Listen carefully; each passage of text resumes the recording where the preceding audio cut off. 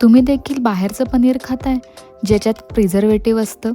आज मी तुम्हाला हे प्लेन पनीर खाण्यापेक्षा घरचं फ्लेवरवालं पनीर कसं बनवायचं ते दाखवणार आहे. हे बघा, हे मी घरी बनवलेलं पनीर आहे.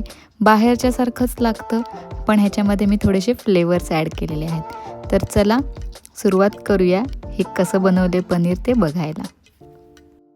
यासाठी फुल फॅटवालं दूध घ्यायचं आहे. गाईचं म्हशीचं कुठलंही चालणार आहे. थोडंसं उकळी येऊन द्यायची आहे दुधाला. व्यवस्थित उकळी आली की त्यात आपण फ्लेवर्स ॲड करणार आहोत. चिली फ्लेक्स, ओरेगानो, धणे जिरे पावडर हे आपण ॲड करणार आहोत. तर मी आता हे सगळं ॲड करून घेते आणि दूध फाडण्यासाठी आपण व्हिनेगर यूज करणार आहोत. तर 1 लिटर मागे मी 2 चमचे साधारण हे व्हिनेगर ॲड करते. व्यवस्थित ढवळल्यानंतर तुम्हाला समजेल की ते दूध फाटलं आहे. आणि हे बघा, आता व्यवस्थित दूध फाटलं आहे आपलं आणि आपलं हे पनीर तयार झालेलं आहे. सो आता आपल्याला हे गाळून घ्यायचं आहे. व्यवस्थित मलमलच्या कपड्यामध्ये तुम्ही हे गाळून घ्यायचं आहे. एकदा गाळल्यानंतर त्यातलं पाणी व्यवस्थित निघायला पाहिजे. ते व्यवस्थित पिळून घ्यायचं आहे आपल्याला. पिळताना एकदम घट्टसर पिळायचं नाही आहे, हलक्या हातानेच पिळायचं आहे, कारण जास्त घट्ट तुम्ही पिळलं तर ते ड्राय होतं टोटली. आता हे पनीर मी एकदा थंड पाण्याने धुवून घेणार आहे आणि त्यानंतर आपल्याला ते सेट करायला ठेवायचं आहे. तर आता हे धुवून घेतलेलं आहे. ह्याला आता मी पिळून घेते व्यवस्थित. ह्यातलं थोडं पाणी काढून घेऊयात. आणि हे जे भांडं आहे हे जर तुम्हाला हवे असेल तर मला कमेंटमध्ये सांगा. मी ते कुठून घेतलं, कितीला घेतलं ते नक्की सांगेल.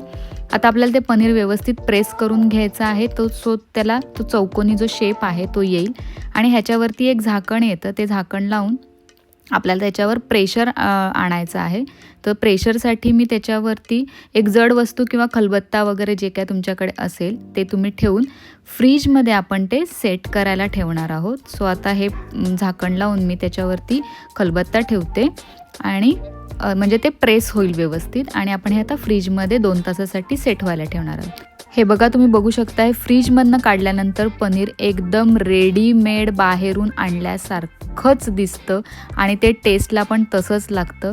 पण ह्याच्यामध्ये आपण फ्लेवर्स ॲड केलेत त्याच्यामुळे हे बाहेरच्यापेक्षा जास्त हेल्दी आणि टेस्टी आहे. प्लस ह्याच्यामध्ये आपण काहीही प्रिझर्वेटिव्ह यूज केलं नाही आहे. सो हे आपल्या हेल्थसाठी खूपच चांगलं आहे. तुम्ही पण माझ्यासारख्याच हेल्थ कॉन्शियस असाल तर बाहेरून पनीर आणणं बंद करा आणि आपल्या लहान मुलांना, घरातल्या सगळ्यांना घरचं पनीर खायला घाला. सो ही रेसिपी आवडली असेल तर मला फॉलो नक्की करा.